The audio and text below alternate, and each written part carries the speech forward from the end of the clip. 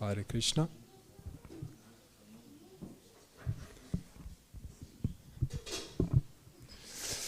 So we are continuing reading from Srimad Bhagavad Gita as it is, chapter 11, the universal form.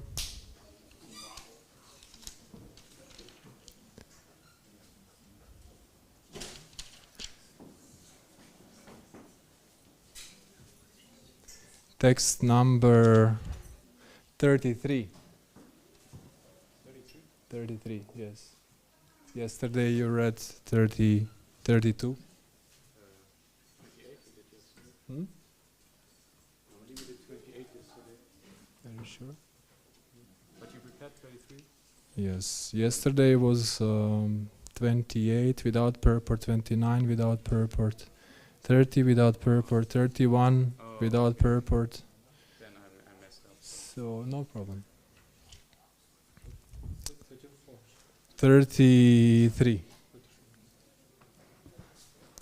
Om Namo Bhagavate Vasudevaya.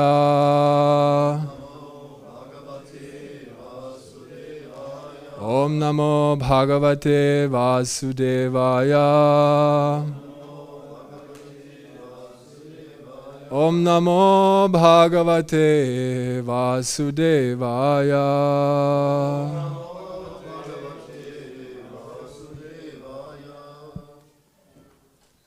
So before we read the verse, I want to make a short overview of the verses which we read before, starting from the last verse of 10th chapter, just that we have the picture what's happening, what is happening in the Bhagavad Gita at the moment, so that we have a context. This is always, it's favorable that we understand what is happening in this chapter. So let's go to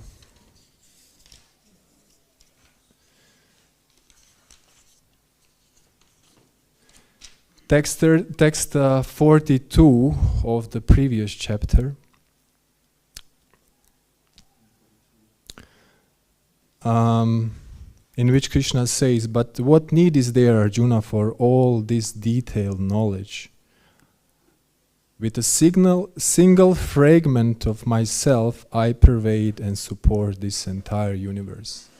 So this sentence, this statement that Krishna, with a single fragment of himself, pervades the whole universe, this intrigued Arjuna to ask another question.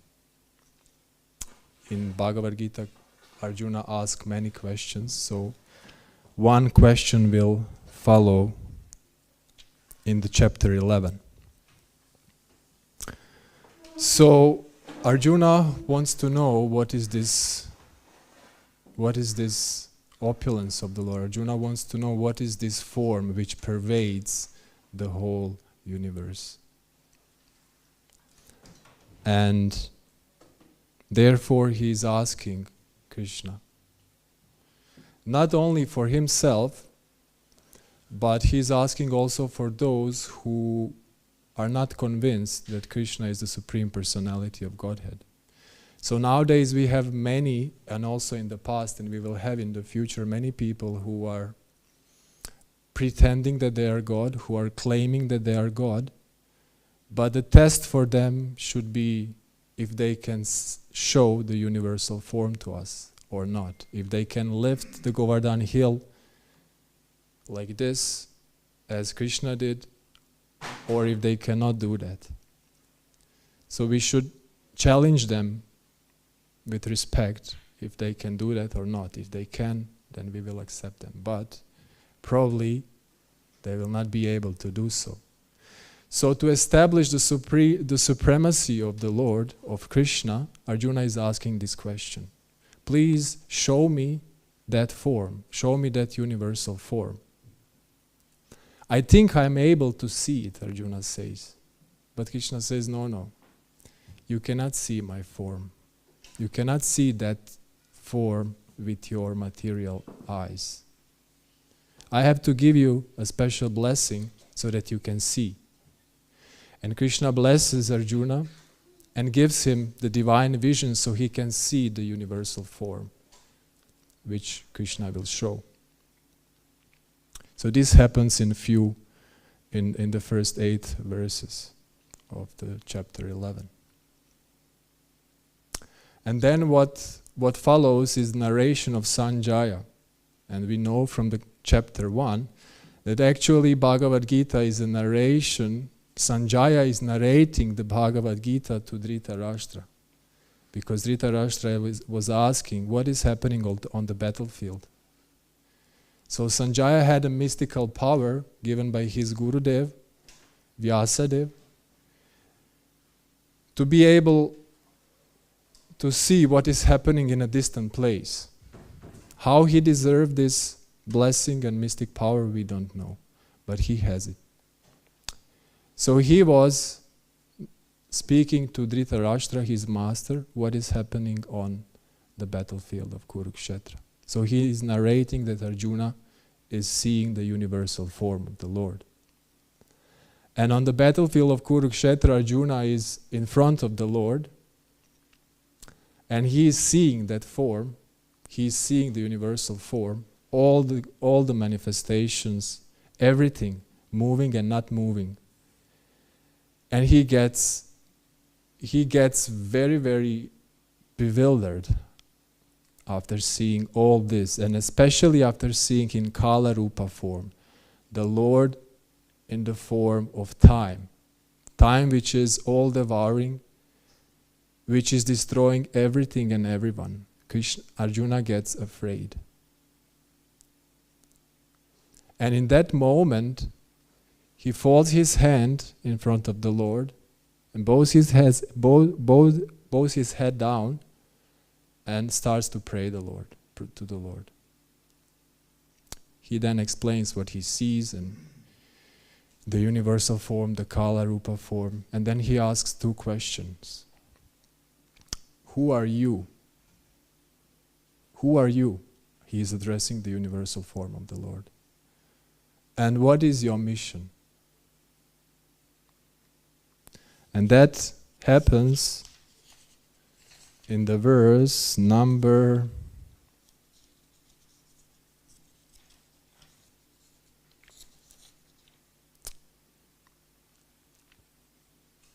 31.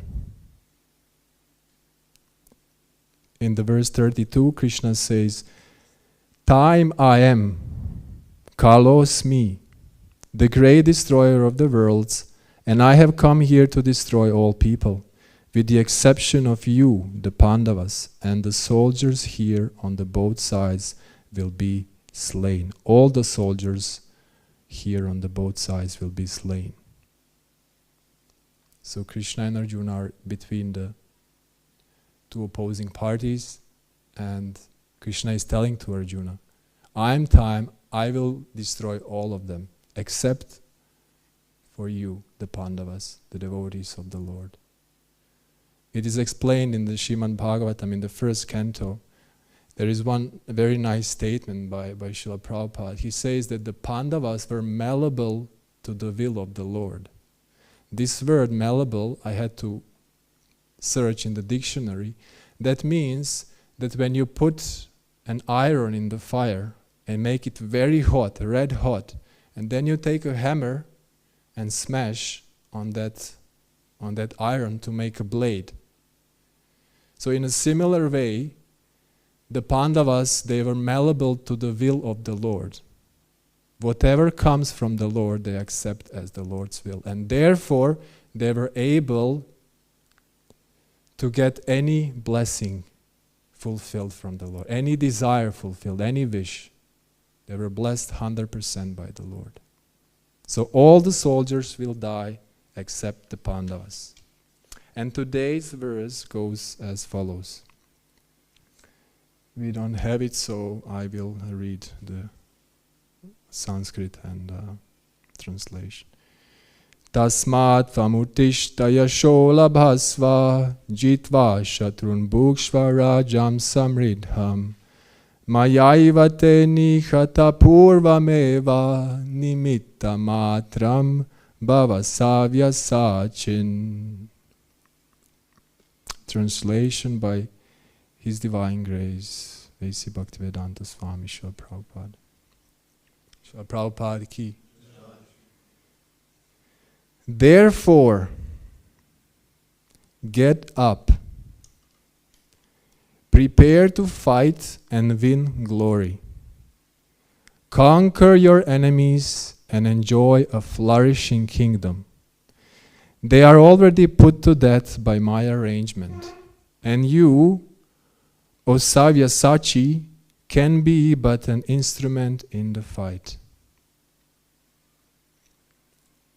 I will repeat the verse one again. Therefore get up, prepare to fight and win glory. Conquer your enemies and enjoy a flourishing kingdom. They are already put to death by my arrangement. And you, O Savyasachi, can be but an instrument in the fight. Purport. Savyasachi refers to one who can shoot arrows very expertly in the field. Thus Arjuna is addressed as an expert warrior capable of delivering arrows to kill his enemies. Just become an instrument, nimitta matram. This word is also very significant. The whole world is moving according to the plan of the Supreme Personality of Godhead. Foolish persons who do not have sufficient knowledge think that nature is moving without a plan and all manifestations are but accidental formations. There are many so-called scientists who suggest that perhaps it was like this or maybe like that, but there is no question of perhaps and maybe. There is a specific plan being carried out in this material world. What is this plan? This cosmic manifestation is a chance for the conditioned souls to go back to Godhead, back to home. As long as they have the domineering mentality which makes them try to lord it over material nature, they are conditioned. But anyone who can understand the plan of the Supreme Lord and cultivate Krishna consciousness is most intelligent. The creation and destruction of the cosmic manifestation are under the superior guidance of God. Thus, the battle of Kurukshetra was fought according to the plan of God. Arjuna was refusing to fight, but he was told that he should fight in accordance with the desire of the Supreme Lord. Then he would be happy. If one is in full Krishna consciousness and his life is devoted to the Lord's transcendental service, he is perfect. Tasmat vamuttishtaya sholabhasva jitva shatrun bhungshvarajam samridham mayai vaite nihata purvameva nimitta matram bhavasavya sachin. Therefore get up, prepare to fight and win glory, conquer your enemies and enjoy a flourishing kingdom. They are already put to death by my arrangement, and you, O Savyasachi, can be but an instrument in the fight. Namo Vishnu Padaya Krishna Prishtaya Bhutale Swamine Krishna Kshetraya Prabhupada Priyayate. Namo Vishnu Padaya Krishna Prishtaya Bhutale Shrimate Bhaktivedanta Swami Niti Namine. Namaste Saraswate Deves Gauravani Pracharine Nirvishesha Shunyavadi Paschatya Deshatarine. Vanchakalpatarubhyascha kripa sindhubhya evacha patitanam bhavanebhyo vaishnavebhyo namo namaha. Jai Shri Krishna Chaitanya Prabhu Nityananda Shri Advaita Shri Gadadhar Asadi Gaura Bhakta Vrinda. Hare Krishna Krishna Krishna Hare Hare Hare Rama Rama Rama Hare Hare. So for me that's very exciting verse. And yesterday Madan Jivan said, Prabhu, you have very nice verse to give class. So somehow I will try to say a few words that might be also inspiring to you. As we said, Arjuna is on the battlefield and he is very disturbed. He has to fight with his friends, his family, his teacher. And from the preface of the Bhagavad Gita, Prabhupada is stressing one point throughout the whole chapters, all Bhagavad Gita, that the purpose of the Bhagavad Gita is to surrender unto the will of the Lord. And the same purpose was for Arjuna. He refused to fight. He wanted to satisfy his senses. But Krishna said, no, you fight and you please my senses. We are in that situation. So from the time we have been born until now, we are trying to please only our senses. And that's the nature of the material world. We came here and we became conditioned immediately with the modes of material nature. And due to that conditioning, we are trying to satisfy our senses. And each and every one of us has this experience that we are trying again and again. But we are failing to achieve success. We are failing to achieve happiness by satisfying our senses. So therefore, the Bhagavad Gita, as it is a very important book for us to read, to study, to understand, and to apply.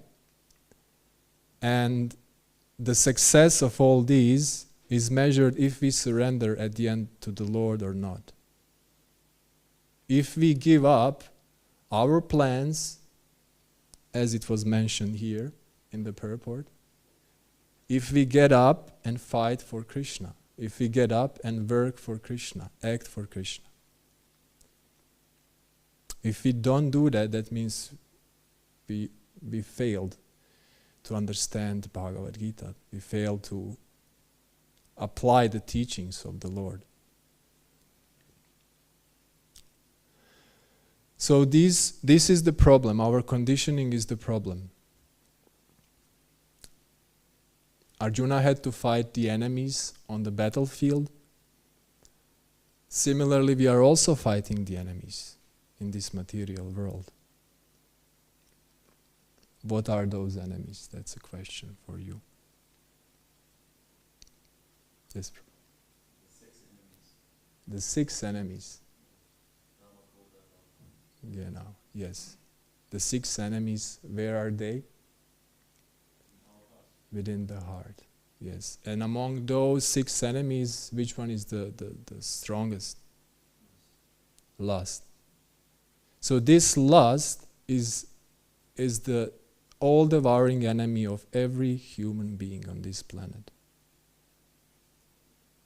Kama esha krodha esha rajo guna samudbhava. Krishna says in the Bhagavad Gita. And we have to somehow rather fight this lust.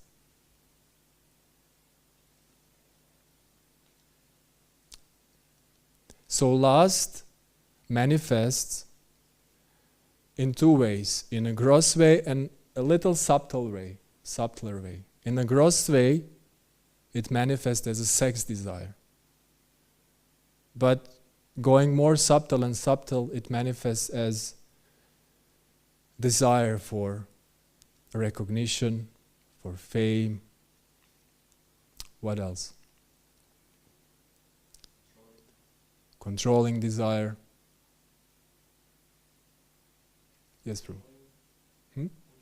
Enjoying, yes. Distinction, genau. So we have to fight among lust. And Krishna gives us a hint where the lust is situated. He says the sitting place of lust is in 3 places. The mind, the intelligence, and the senses. So we have to attack this lust if we want to get free from the contamination of the material world, and get purified, and give up our plan, and surrender unto the plan of the Lord. Become an instrument, as this verse and purport are suggesting. The main point is just become an instrument. Fight for me. So we have to attack the enemies. And among these three places, the key place is our intelligence.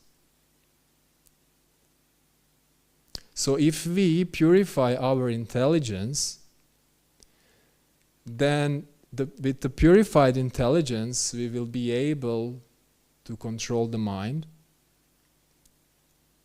And naturally, the mind is under the intelligence, and the senses are under the direction of the mind. So if we purify our intelligence, control the mind, then it will be easy for us to control the senses. Do you understand? When we purify our intelligence, and let's say we have purified intelligence now, we have purified it. So with that purified intelligence, it's very easy to control the mind. When the mind wants enjoy, we can use our intelligence and explain him, no, it will not be good for you to enjoy this now. Therefore, restrain the senses from the sense objects. So this is the way. Now the question is how to purify the intelligence.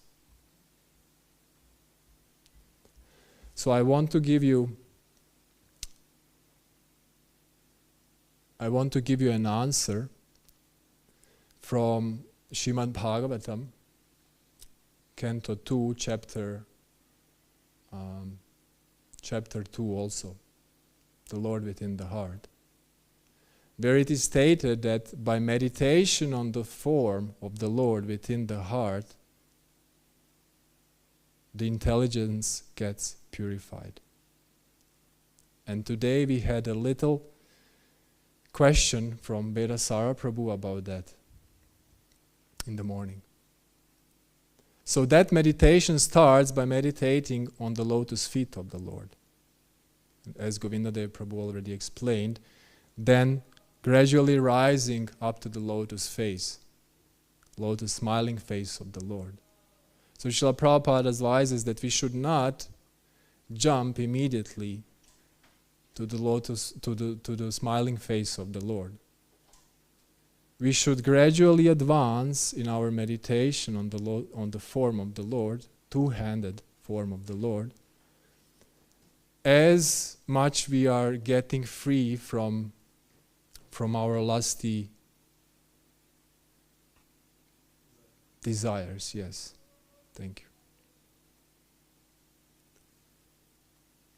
For those who are grossly materialistic, for them is not even allowed to meditate on the Lord, on the two-handed form of the Lord. For them is the meditation of Virat Rupa, the universal form. So they should gradually then come and become devotees. So, how can we meditate on the lotus feet of the Lord? That's also a question that I would like to ask you. Just that we have some interaction. Reading the first canto of Srimad Bhagavatam. Please? Reading the first canto of Srimad Bhagavatam. Reading the first canto of Srimad Bhagavatam. Yes. Thank you, Prabhu. So the first two cantos of Srimad Bhagavatam, there are the two lotus feet of the Lord.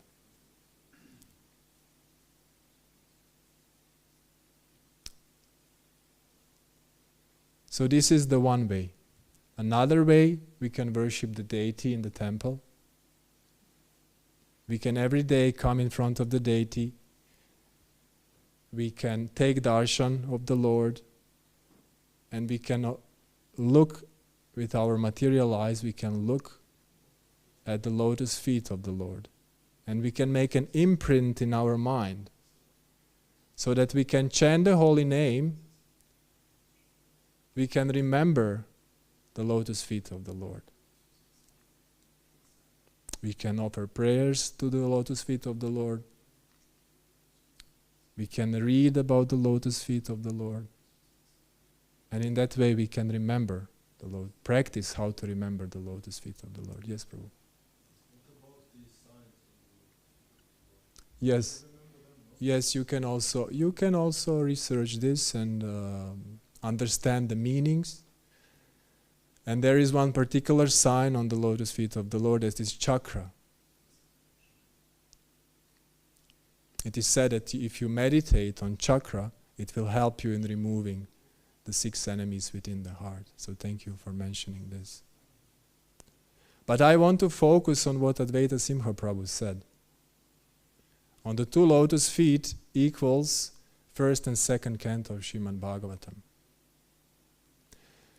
Srila Prabhupada gave us mercifully the opportunity to hear Srimad Bhagavatam every morning.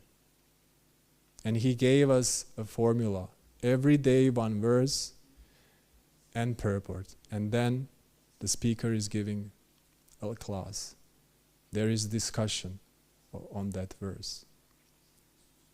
In the evening, the same formula for the Bhagavad Gita. And this is perfect. We should be very grateful to Srila Prabhupada. But we should also make our personal endeavor to study Srimad Bhagavatam and Bhagavad Gita in our free time. And one amazing verse from the 2nd canto of Srimad Bhagavatam, chapter 8, verse number 4, says, Srinvata Shradaya Nityash Grinantash Chasva Chestita Kalena Nati Dirkena Bhagavan Vishate Hridi. Kalena Nati Dirkena means within a very short time, Bhagavan Vishate Hridi, the Supreme Personality of Godhead, will manifest in the heart of those who with great faith, with sincerity, regularly, and by their endeavor. In other words, in the hearts of those who make endeavor to hear Srimad Bhagavatam daily, who take the matter very seriously, and who have great faith in the words of the Srimad Bhagavatam. The Lord will manifest within a short time within their heart. So I think that this is a good reason to study Srimad Bhagavatam daily.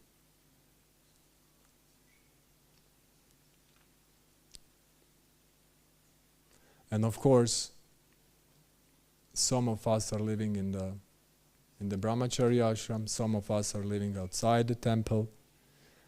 And we all know that life is always busy. We all know that it's very difficult to find time, even for the important relationships with our friends, with our family. But the most important relationship is the relationship with the Lord.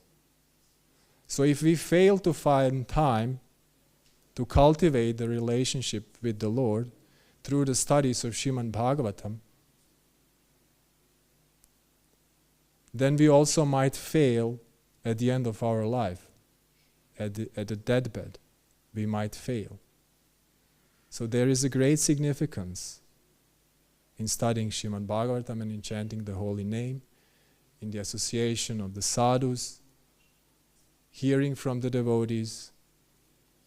So whatever we are doing, it's very significant for us. Very important. Therefore, we have to keep in mind why we are doing this. If we forget the purpose of our activities, then it becomes very, very automatic. Automatic, yes. We are just doing, thinking about something else, not doing devotional service to the Lord.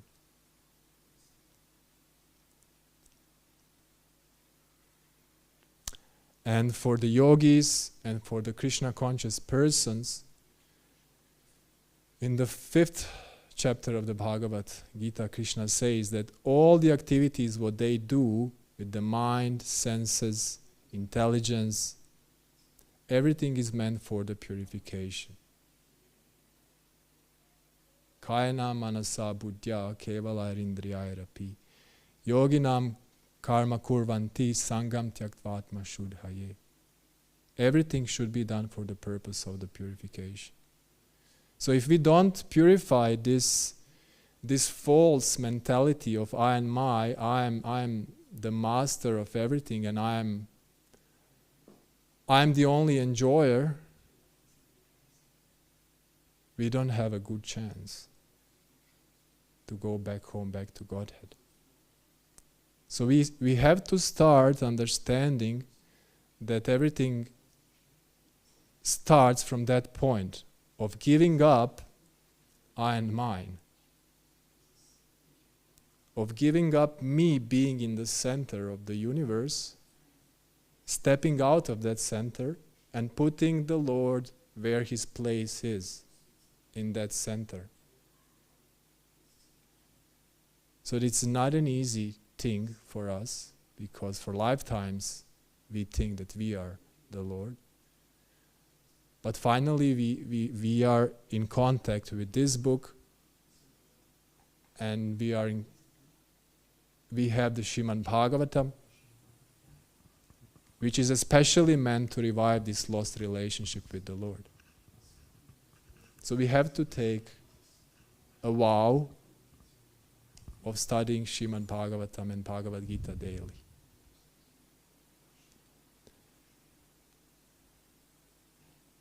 And I want to propose to all of you one very practical method that I have also practiced myself and am practicing, and many other devotees throughout the whole world. They tried this method and it turned out very successful. So I want to share with you. So we take the book, the Srimad Bhagavatam, first canto, we open chapter 1, and we see how many verses is there. So the first chapter has 23 verses. We divide 23 in 7. So we get 3, the average is 3, 3.5, let's say. So every day we read 3 verses and 3 purports. It will take at most 35 minutes to 50 minutes, let's say. Every day. But we do it sincerely, as it was suggested in that verse. We switch our phone off. We find a place where we can be only with the Bhagavatam half an hour per day. We take an empty notebook, put it aside, a pen, and we spend the quality time with the verse and with the purport. We get into it. We try to understand what is the meaning. What is there for me today? Like I have got this verse yesterday. So it's not only that I'm supposed to speak to you, but Krishna himself is speaking to me also. Because I am in the position of Arjuna, and all of us are in the position of Arjuna. So we should understand that there is a direct relationship, exchange with the Bhagavatam, with the Bhagavad Gita, and us. So if we have this understanding, then there will be actual reciprocation. And actually we will get the answers to our questions. And actually we will be guided by the Bhagavatam. But it needs to be done properly. So we have to learn to become humble devotees. We have to learn to be sincere while reading and studying. We have to practice all these things. So we read in that way 3 verses a day or 4 verses, depending on how many verses are in the chapter. If there are many verses, for example 50 or 60, you can divide it in 2 weeks. If you don't have too much time, you just divide it in 2 weeks and do it in 2 weeks. So this is one point, reading. Another is, whatever amazes you in this verse, just put it in the notebook. Write it down. That's a second. The third one is, during the day, please revisit these notes. Remind yourself what was there for you in the morning when you were reading Srimad Bhagavad. And the third time, share it with your friends. Fourth, share it with your friends. This sharing with your friends is very, very important. I have the opposite experience when I'm studying the Bhagavad Gita, but I don't have a close friend with whom I can share. And I'm missing something. I feel it, I'm missing something. There are moments when I can share with someone, and this expands the understanding. It helps to understand better. So in these 4 ways, we hear, we remember, we write, and we speak to others. 4 times we get purified during the day, during one day. And if we are very enthusiastic, then we can learn 1 verse a day, or at least 1 verse a week. And this can also be done in the association of the devotees. You can also do it as a friend with another friend. And all this will not only will not only change our heart, but will help the whole community.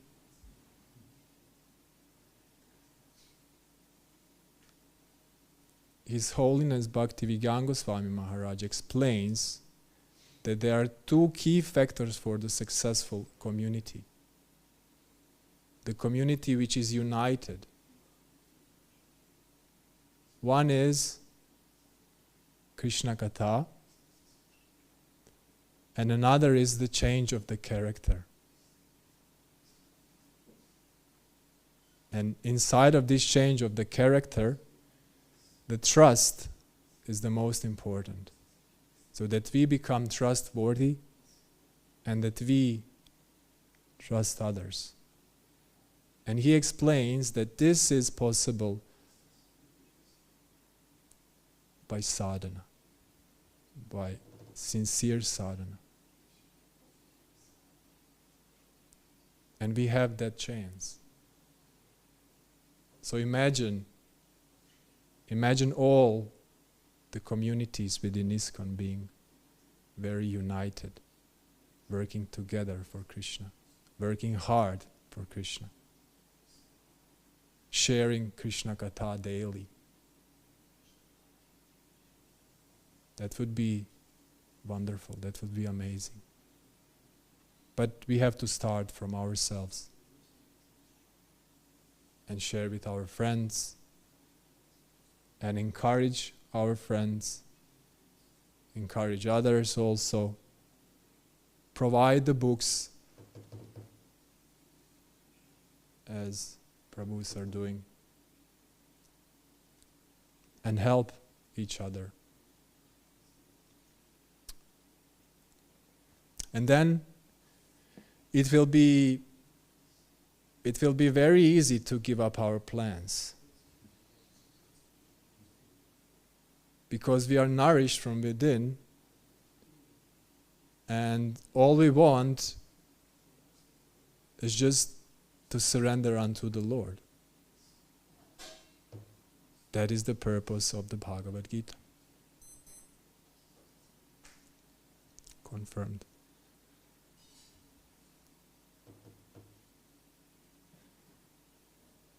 But there is something which is called fear.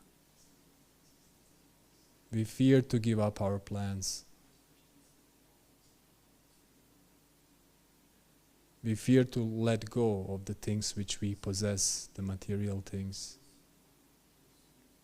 because we don't have faith that Krishna will provide. And there is one very nice statement of Srila Prabhupada. I found it only once among all the classes, all the lectures.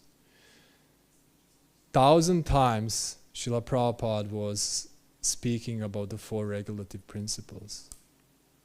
No meat eating, no illicit sex, no intoxication, and no gambling. 1,000 times, even more, he was speaking about these things. But he only once said in London 1973, he said, no gambling, but you can gamble. And what is that gambling? That gambling is give up your own business and take to Krishna's business. This is gambling because you don't know what will happen. It's true, isn't it? It's true. We don't know what will happen. But there is another example in the Srimad Bhagavatam of Bali Maharaj that I just read now before coming down. Bali Maharaj in the 8th canto, Lord appeared in front of him as a dwarf, Vamanadev. Because he knew that Bali Maharaj likes to give in charity to the Brahmanas, he pretended that he is a Brahmana. So he asked just a little bit of land. And Shukracharya, his spiritual master, he said, no, don't do this. Don't give anything to him. But Bali Maharaj, he didn't listen. He said, yes, please take whatever you want. With 2 steps, Vamanadev took the whole universe. And then he asked, where shall I place the 3rd step? And Bali Maharaj understood who he is. And he said, place it here. So he placed the 3rd step on the head of Bali Maharaj. And Bali Maharaj, who was a king, who possessed all the land and more, he gave up everything for that blessing of the Lord. And he didn't lose anything, rather he got much, much, much more. He became a companion of the Lord.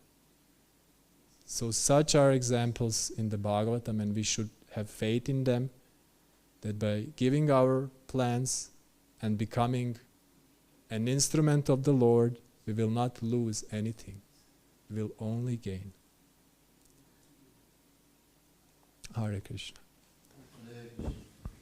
I excuse myself for speaking over time, but still, if you want to ask any questions, you're welcome. Yes, bro. Just when you ask a question, you asked the question before, how to use the intelligence in Krishna's service. No, how to purify our intelligence. What also came into my mind was 18th chapter Bhagavad Gita, to study the talk between Krishna and Arjuna, so you can use your intelligence in Krishna's service. At the end mentioned. Yes. So by reading Bhagavad Gita, it's also a way. By reading Bhagavad Gita is also a way, yes. As Govindadev Prabhu told us in the morning, and Prabhupada also said in the purport, that the two Shrutis about the Lord and spoken from the Lord. So the Bhagavad Gita is spoken by the Lord, and Srimad Bhagavatam is about the Lord and His devotees. So yes, thank you.